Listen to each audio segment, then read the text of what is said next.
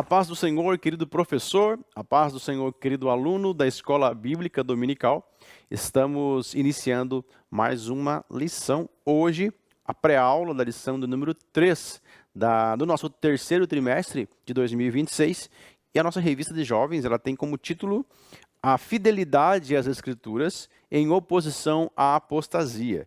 Lições espirituais no livro de Juízes. E nós hoje, na nossa lição, estaremos conversando sobre um clamor e libertação. Vamos falar sobre a liderança de Otiniel. Liderança, então, de Otiniel, nós estaremos estudando.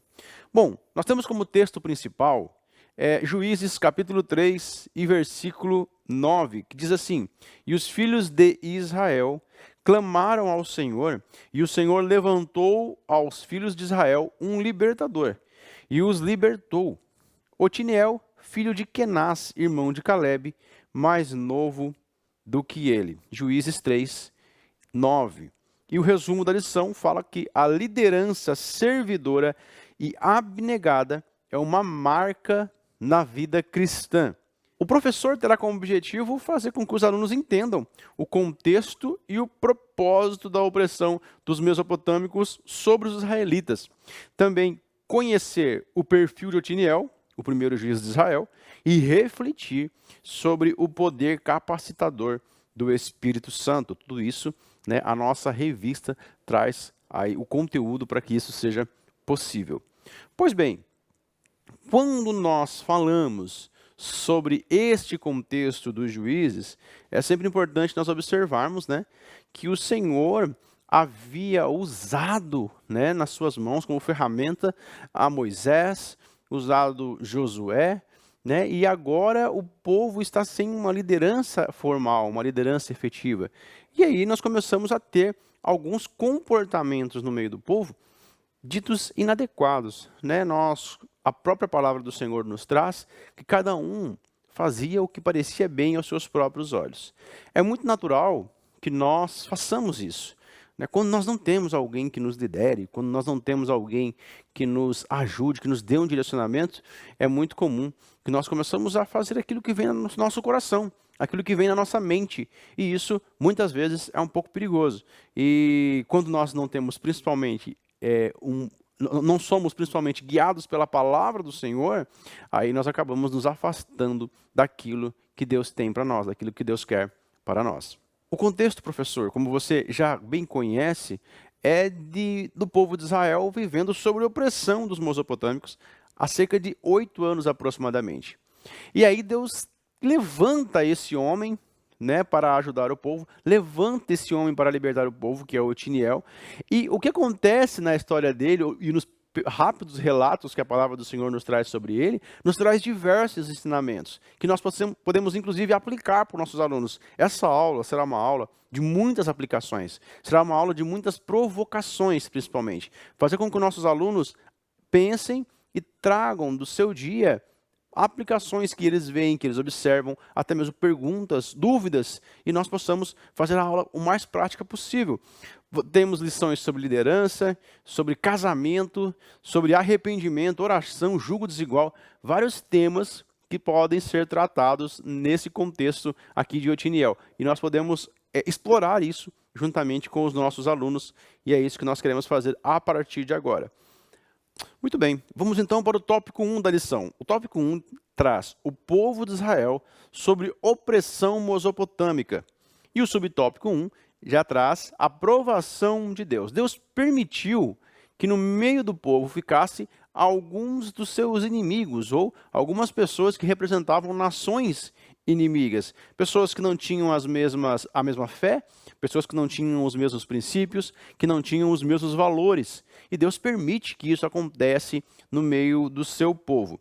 Olha que interessante. Aqui vem a importância de nós aplicarmos junto para os nossos alunos. Queridos, quando um exército ele é treinado, ele não é treinado já no campo de batalha, Ele não é treinado já na guerra. Um exército ele é treinado em ambientes que simulam né? Então, obviamente que guardadas as devidas proporções, mas um exército ele vai se sujar na lama, ele vai estar em ambiente que não é um ambiente talvez confortável, ele vai pegar em armas, ele vai simular batalhas, simular confrontos, ou seja, ele vai entrar num desconforto, ele vai entrar numa simulação para que ele possa se preparar ao máximo. A mesma coisa, um time de uma equipe esportiva também, ele não vai começar a treinar, começar a se preparar no dia do jogo, né? Ele simula nos treinamentos o confronto, simula a competição para que ele esteja preparado para o momento. Assim também, nós podemos aplicar para os nossos jovens que Deus permite que nós passamos por provações, por dificuldades, para que nós vamos nos preparando, né? Melhorando dia após dia. Então, é muito interessante nós observarmos o quanto nós estamos todos os dias sendo preparados por Deus. Mas para isso, Deus permite que algumas coisas aconteçam nos nossos dias. Queridos, é interessante nós trazermos como aplicação também para os nossos jovens o dia a dia deles. Eles trabalham, estudam, convivem com pessoas que não têm a mesma fé, que não têm os mesmos valores, os mesmos princípios. E aí, eu gostaria que você, quem sabe, perguntasse para os seus jovens quais são as principais dificuldades que eles enfrentam no dia a dia para permanecer na fé e que talvez eles gostariam de tirar.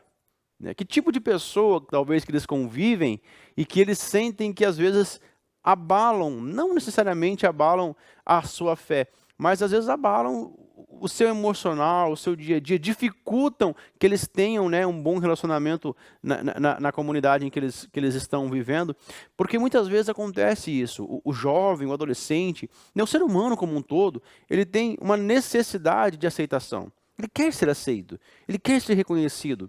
E quando os seus valores, os seus princípios, a sua fé, ela conflita com a das pessoas que estão ao redor, ele tende ou a se manter firme e às vezes não estar aceito, ou muitas das vezes, para ser aceito, ele acaba vacilando na sua fé, na sua firmeza dos seus valores e princípios. Então, converse com os seus alunos sobre como que eles percebem isso no dia a dia. Como que eles veem isso no dia a dia? Qual é a principal dificuldade que eles têm? Quem é, né, o que eles reconhecem como ainda as sementes dos outros povos, vamos assim dizer, as sementes, os representantes do inimigo que ainda estão no dia a dia com eles e que eles precisam sempre tomar cuidado para não estarem se envolvendo. E não que eles devam ter uma vida alienada, né, separada dessas pessoas, mas um comportamento diferente, né, um comportamento diferenciado. E no subtópico 2 traz que, infelizmente, o povo de Israel foi desaprovado, não foi aprovado. Porque eles começaram, então, a conceder, começaram a abrir concessões, eles começaram a se unir a esses povos, eles começaram a se casar, né, os meninos do povo de Deus começam a se casar com as meninas de outros povos, as meninas do povo de Deus começam a se casar com as meninas de outros povos.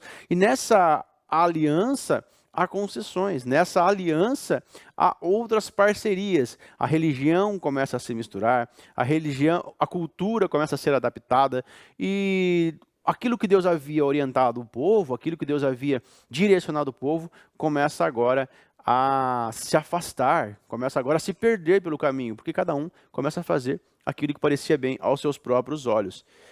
Queridos, nós temos que tomar esse cuidado. Nós vivemos um tempo do relativismo. A última revista dos jovens trouxe muito isso, sobre a relativização. O relativismo é muito perigoso, né? Quando nós achamos que algo era errado, mas agora talvez não seja tão errado. A gente vai concedendo e vamos abrindo mão e vamos abrindo brechas. E a gente pode, quem sabe, até usar uma dinâmica com nossos alunos de um copo, né, com uma tinta com uma cor específica, ou com um copo com água, e nós pegarmos um tubinho com um corante, por exemplo, e alguém pega aquele copo d'água na mão, e a outra pessoa vem e dá uma gotinha de corante. Né? Ele não vai fazer muita diferença, mas daí vem uma outra pessoa com aquele mesmo corante e dá uma outra gotinha, e vem a outra e mais uma gotinha. De repente, aquela água que estava ali pura, aquela água que estava completamente limpa, ela começa agora a ficar cada vez mais com a cor do corante, porque ela abriu uma concessão para uma pessoa, depois ela abriu para outra, depois ela abriu para outra, e quando ela vê, ela está completamente contaminada. Assim é a nossa vida e a nossa caminhada de fé. Se nós não tomarmos cuidado, nós vamos abrindo mão de princípios, de valores, e quando nós menos percebemos, nós estamos completamente contaminados, né? Não contaminados simplesmente uma cultura aqui humana, tal. Não, mas nós estamos contaminados às vezes nos nossos princípios, nos nossos valores, na nossa forma de ver Deus, muitas das vezes. Então, é importante que nossos alunos tenham talvez essa visão, essa percepção mais física, né, da contaminação e observar que com a nossa vida espiritual acontece a mesma coisa. E aí vem a consequência. O subtópico 3 fala que o povo volta a ser escravo. Ele perde a sua identidade, começa então a se envolver com a cultura de outros povos, e ele, perdendo a identidade, ele volta a ser oprimido pelos seus inimigos. Né? É interessante que o pecado, assim como nós acabamos de falar, assim como esse gotejar aos pouquinhos do corante, o pecado também ele é como uma teia de aranha, né? Que muitas vezes a gente observa só um fiozinho da teia de aranha, parece que ele não é forte, parece que ele não segura ninguém. Mas o problema é aquele fiozinho entrelaçado com vários outros, né? Totalmente tecido, aqueles fios, um animal, um inseto, quando ele entra naqueles fios, ele fica completamente preso, né? Que talvez um fio sozinho daquele não seguraria aquele animal, aquele inseto. Mas a teia, ela segura. Então, o pecado, muitas vezes, ele é assim, né? Uma coisinha, ela não nos para, não nos contamina. Aí a gente acha que a gente pode aceitar. Mas o pecado, ele vai formando uma teia, de tal forma que quando nós percebemos, nós estamos envolvidos completamente. E aí nós não temos forças para sair. Então, a opressão, ela pode vir e ir nas nossas vidas à medida que nós vamos nos afastando de Deus. À medida que nós nos aproximamos de Deus, nós temos essa segurança nele. Mas à medida que nós nos afastamos de Deus, nós damos lugar, nós damos a possibilidade para que o inimigo possa agir como ali mesmo a aranha, né, o inseto que está entecendo, que está embrulhando, né, a sua presa. Nós precisamos, sim, tomar muito cuidado. Agora nós vamos falar sobre Otiniel, tópico 2, Otiniel, o primeiro juiz. O subtópico 1 fala sobre clamor, o clamor do povo. Deus, ele ouve o clamor dos arrependidos. Deus, ele ouve o clamor de quem se arrepende. E Deus, além de ouvir o clamor de quem se arrepende, ele sempre levanta lá líderes para cumprir o seu propósito. Deus, todas as vezes que alguém está oprimido e arrependido, ouve o clamor dessa pessoa. E precisa de um libertador. E Deus, então, levanta pessoas como libertadores, pessoas que estejam à sua disposição como um libertador para estar auxiliando e cumprindo o propósito de Deus na vida daquelas pessoas que estão oprimidas. É interessante a diferença entre nós orarmos e clamarmos. Cita lá com os seus alunos, por exemplo, professor, algum exemplo de momentos em que a gente fala com alguém e de momentos em que a gente grita em alta voz com alguém. Por exemplo, quando nós estamos querendo conversar com alguém e nós nos referimos a ele, o fulano, né? Ô fulano, por favor, pode me ajudar aqui? Ô fulano, me traz um copo d'água. Ô fulano, me ajude aqui com esse objeto. Nós conversamos, nós falamos. Agora, quando nós queremos pedir ajuda, se eu pego um certo móvel na mão, né? Vou pegar um móvel de cima de um balcão e eu não percebi que era tão pesado. E aí ele fica muito pesado. Dificilmente, né, aquele objeto que está na minha mão pesado, eu vou pedir ajuda, eu vou falar baixinho, ô fulano, pode me ajudar por gentileza aqui que está muito... Não, eu vou gritar, me ajuda, me ajuda, me ajuda. É um clamor por ajuda. E esse clamor, ele é ouvido, né? E a pessoa vem, corre e grita, né? Se eu estou dentro do carro conversando com alguém, por exemplo, eu converso com essa pessoa e eu converso em voz baixa com ela, em tom baixo com ela. Agora, se eu desço do carro e vou passar por trás do carro e a pessoa vai dar ré, eu não falo baixinho para ela. Eu grito, falo, cuidado, estou aqui atrás. É a diferença entre nós falarmos, conversarmos e clamarmos. Né? Está no nível de necessidade que nós precisamos, que nós estamos naquele momento. O nível de necessidade, o nível de busca, o nível de arrependimento. Então, clamar a Deus fala muito mais sobre o nível da nossa alma, o nível de angústia que está no nosso coração, o nível de necessidade, o nível de arrependimento. E esse povo clamou a Deus, e Deus ouviu a sua voz e concedeu um líder. E aqui o subtópico 2 traz sobre esse líder, a liderança de Otiniel. Olha só, hein? Liderança de Otiniel. O Otiniel era da família de Caleb, né? Era um familiar de Caleb. E aí é interessante a gente observar o histórico de Otiniel é que ele liderava, se posicionava, assumia responsabilidades antes mesmo dessa formalização, antes mesmo desse chamado para libertar o povo de Israel, como juiz do povo de Israel. Ele é o primeiro juiz de Israel, mas antes disso, quando Caleb precisou de alguém, e Caleb falou, olha, eu preciso de alguém que vá até determinado lugar e conquiste aquele lugar para mim, Otiniel levantou a mão. Pode achar que eu vou. E como recompensa, ele casa-se com a filha de Caleb. É interessante como na continuidade, ele casa-se com ela, e nós vamos falar já no próximo subtópico agora, casamento e princípios, ele se casa com uma menina do próprio povo. Ele se casa com a filha de Caleb. Então, subtópico 3, já emendando aqui, casamentos e princípios. Casa com uma menina do próprio povo, uma menina que tem a mesma visão que ele tem, os mesmos desejos, a mesma vontade de conquistar, a mesma vontade de avançar, e ela juntamente com eles, eles conversam e ela fala, não, nós recebemos algo do meu pai, eu recebi uma terra do meu pai, mas ela não é uma terra muito boa, eu quero coisa melhor. O que você acha de nós irmos lá e conversar? Eu vou conversar com meu pai, eu vou pedir uma terra melhor para ele, uma terra que não seja uma terra seca, uma terra que tem fonte. Então eles conversam, eles alinham e ela vai até o pai dela, ela vai até Caleb e ela fala, olha pai, eu não quero apenas uma terra seca, eu quero uma terra que tenha fontes de água, ou seja, uma terra que seja frutífera, uma terra que eu possa plantar, uma terra que eu possa produzir, né? Então é interessante como ela vai e luta por aquilo que ela quer, ela tem atitude naquilo que ela quer, ela tem o mesmo alinhamento, a mesma mente que Otiniel. Olha que casamento abençoado, olha que casamento perfeito. Então, a trajetória desses dois, a trajetória de Otiniel e agora a Axa também, que é a sua esposa, é uma trajetória que nos dá o exemplo de que nós não precisamos estarmos formalizados num cargo, que nós não precisamos estarmos formalmente empossados em uma função para que nós possamos iniciar um trabalho. Muito pelo contrário. Deus ele não chama pessoas que estão paradas, Deus não chama pessoas que estão ali esperando para trabalhar, e sim pessoas que já estão assumindo responsabilidades, pessoas que já estão assumindo, muitas das vezes, atitudes, ações, responsabilidades que nem são da sua função, que talvez outras pessoas deveriam estar fazendo, mas ela está fazendo, porque ela sabe que há uma necessidade, e ela se posiciona. Então, Otiniel, né, uma liderança posicionada. Axa, juntamente com o seu esposo, também posicionada, ativa, proativa. E aqui nós podemos trazer, né, alguns ensinamentos, inclusive, para os jovens e as jovens que estão na classe, de que há uma percepção, muitas vezes, de que a mulher, num casamento, um relacionamento ou numa liderança, ela deve ser passiva.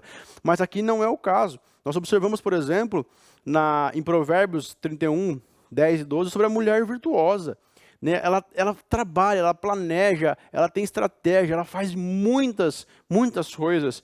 Né? Eclesiastes 4, 9 e 10 fala que é melhor ser em dois do que ser em um. Então, o trabalho em conjunto desses dois, o trabalho em conjunto desse casal é um grande exemplo de que um homem e uma mulher dentro de um casamento em que eles têm um alinhamento de pensamento, ambos são frutíferos, ambos produzem, ambos pensam, ambos planejam, ambos têm ideias, têm sonhos, ambos são ativos, mas principalmente o ensinamento que esse casal nos traz, eles conversam primeiro, eles se alinham, né? Ela não sai simplesmente e vai conversar com o pai, ela alinha com o esposo primeiro, eles conversam, eles têm a ideia, eles discutem a possibilidade, aí ela vai lá e pede, então, esse presente para o pai dela, esse presente para Caleb. Muito bem, agora vamos para o tópico 3, capacitado pelo Espírito do Senhor. O subtópico 1 do ponto 3 diz, o Espírito do Senhor. Juízes 3:10 diz que Otiniel foi guiado pelo Espírito Santo. Guiado pelo Espírito Santo. Você já imaginou uma lanterna que é movida a pilha, né? Uma lanterna que você não coloca pilha ou que a pilha está acabando? Ela pode ter uma luz ali, uma lâmpada, um LED muito bom. Ela pode ter um interruptorzinho ali, né? Não sei se seria esse o nome, mas muito bom. Uma estrutura muito boa, ser muito anatômica para segurar, mas se ela não tem uma fonte de energia, ela não funciona, ela não liga. Né? Imagina um instrumento espetacular, um bom violão, um violino, um trompete, um saxofone, que seja lindo, com uma marca extraordinária, mas que não tem um bom instrumentista, que não tem alguém, um bom musicista tocando esse instrumento. Imagina, ele para pouco se aproveita. Então, assim somos nós como um instrumento nas mãos do Senhor. Nós temos, sim, as nossas capacidades, as nossas qualidades, as nossas ferramentas, né? Você estuda, você se prepara, você administra, mas tudo isso tem um limite. Se não for a ação do Espírito Santo dentro de nossas vidas, se não for a ação do Espírito Santo em nosso dia a dia, nós somos extremamente limitados. Na verdade, nós até achamos que nós fazemos alguma coisa sem o Espírito Santo. Nós até achamos que nós administramos, que nós fazemos, que nós planejamos, mas tudo é por Ele. Tudo vem dEle. E tudo é para Ele. Então, o que nós podemos fazer, e aqui talvez a gente possa trazer, de aplicação para os nossos jovens, professor? O que ele consegue fazer sozinho? Pergunte para o jovem. O que você faz sozinho, que você consegue, que você percebe que dá para fazer, que dá para administrar, que dá para falar, que dá para liderar? E o que você percebe claramente que não tem como fazer sem a ação do Espírito Santo? Percebe? A importância de nós termos essa compreensão de que nós não podemos, principalmente se tratando do reino de Deus, não há como nós fazermos algo e achar que isso será duradouro sem a ação do Espírito Santo de Deus. E agora o subtópico 2, o Espírito Santo hoje, a capacitação do Espírito Santo para hoje. E aí eu gostaria que talvez nós perguntássemos para o nosso aluno. Aluno, qual a tua experiência na capacitação que vem do Espírito Santo? Você sente que foi capacitado pelo Espírito Santo? Você sente que você tem algo que você não conseguiria fazer e você faz porque o Espírito Santo te capacitou? Qual é a promessa de capacitação do Espírito Santo para nós hoje? Como que nós podemos hoje ser revestidos de capacidade do Espírito Santo? Os dons espirituais, quando nós observamos para a Bíblia, em Atos capítulo 1, versículo 8, recebereis poder ao descer sobre vós o Espírito Santo. Também 1 Coríntios capítulo 12, do 4 ao 7, fala sobre a diversidade de dons, mas o mesmo Espírito. Nós precisamos ter essa compreensão de que para os nossos dias, ainda hoje, há uma promessa de uma capacitação dos altos céus, uma capacitação do Espírito Santo, para que nós possamos servir, para que nós possamos edificar o próximo. Né? Falando sobre liderança, especificamente, nós olhamos em Efésios capítulo 4, por exemplo, sobre a capacitação ministerial que é dada para a liderança, para que haja uma edificação da igreja, para que haja um aperfeiçoamento dos santos.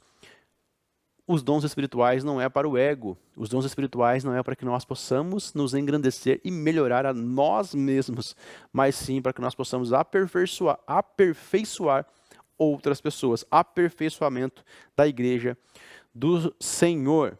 Se você não se sente capacitado, professor, se você não se sente capacitado, querido aluno, é importante que nós entendamos, que nós possamos pedir sabedoria a Deus, que Ele nos dá sabedoria, e Ele nos capacita com dons espirituais, para que a obra dele não fique apenas mecânica, não fique apenas no conhecimento humano, para que a sua obra ela seja algo duradouro, frutífero, e que mesmo com as nossas limitações, com os nossos erros, mesmo com a nossa falta de qualidade, às vezes que nós possamos ter, o Espírito Santo, ele avança na sua obra, ele avança nos seus propósitos, porque não depende de nós, não depende daquilo que fazemos ou deixamos de fazer, é ele que nos capacita. Muito bem, e agora nós vamos para o terceiro subtópico desse tópico 3, que é um período de paz. Um jovem cheio do Espírito Santo, ele pode produzir, ele pode permitir que haja paz no ambiente em que ele está. Querido professor, gostaria de te propor uma dinâmica juntamente com os alunos. Pergunte para eles se da sala de aula, se eles foram tirados da sala de aula da faculdade, da escola, do escritório onde trabalham, do ambiente onde eles estão, o ambiente continuaria o mesmo ou seria diferente? Qual é a melhoria que há naquele ambiente pelo fato deles estarem lá? Tem um grupo de 5, 6, 7 pessoas trabalhando no mesmo lugar. O fato de eu estar lá proporciona algo diferente naquele ambiente? Há mais paz naquele ambiente por conta da minha presença? Há mais compreensão, tolerância, amor naquele ambiente por conta da minha presença? É interessante que nós podemos pedir auxílio do Espírito Santo para que, não para a nossa glória própria, mas para a glória do Senhor, para a glorificação do nome do Senhor, nós possamos chegar em um ambiente, e o ambiente ser mudado, ser transformado através por conta da nossa presença, porque, mais uma vez falando, não porque nós somos bons, mas porque o Espírito Santo, através das nossas atitudes, através da nossa competência, muitas vezes, ele faz com que as pessoas percebam que há algo diferente e o próprio comportamento delas começa a mudar por conta disso. Olha só que interessante, Gálatas 5:22 fala que o fruto do Espírito é paz. Mateus capítulo 5, versículo 9 diz que bem-aventurados são os pacificadores. Nós podemos sim interferir como líderes na comunidade onde nós estamos, na nossa igreja, na nossa juventude, na sala de aula, mas também fora da igreja, na nossa vizinhança, começando pela nossa família, mas na nossa vizinhança, na escola, no trabalho, onde nós estamos inseridos. Nós podemos transbordar e ser um promotor de paz em qualquer que seja a comunidade em que nós estejamos. E, consequentemente, também para a sociedade. Imagina se cada jovem, cada pessoa, cada irmão fosse uma ferramenta, um agente de transformação e de paz na comunidade onde ele está. E a comunidade, que várias comunidades formam uma sociedade, que coisa mais linda que seria uma sociedade de paz, uma sociedade com a ação do Espírito Santo sobre a vida dela, por conta de homens e mulheres de Deus agindo na comunidade onde ele está inserido. Queridos, essa é a história de Otiniel, um homem que nos ensina sobre arrependimento, sobre atitude e sobre capacitação do Espírito Santo. Precisamos nos arrepender, precisamos ter atitude e precisamos estar capacitados pelo Espírito Santo. Tudo isso deve caminhar lado a lado. Eu tenho certeza que Deus fará grandes coisas através das nossas vidas e também nas nossas vidas. Primeiro, nas nossas vidas, depois, através das nossas vidas. Se você tem o desejo, professor, se você tem o desejo, aluno, de ser um líder, nunca esqueça disso. Não é com as nossas forças, não é com a nossa inteligência, não é com a nossa capacidade humana. É com a ação do Espírito Santo de Deus. Há muitas coisas que são ensinadas nesse século e que nós muitas vezes queremos adaptar para aplicar naquilo que é aplicado nas coisas do alto. Algumas coisas funcionam, não podemos negar. Alguns conceitos de liderança que nós aprendemos na faculdade, nós podemos aplicar. A questão é que para ir além, e para dar continuidade, para frutificar, é a capacidade que vem do Espírito Santo, que faz toda a diferença. Toda a diferença. Que Deus abençoe grandemente a sua aula, querido professor. Que Deus abençoe grandemente a sua aula, querido aluno. Até a próxima lição, na paz do Senhor Jesus. Deus abençoe.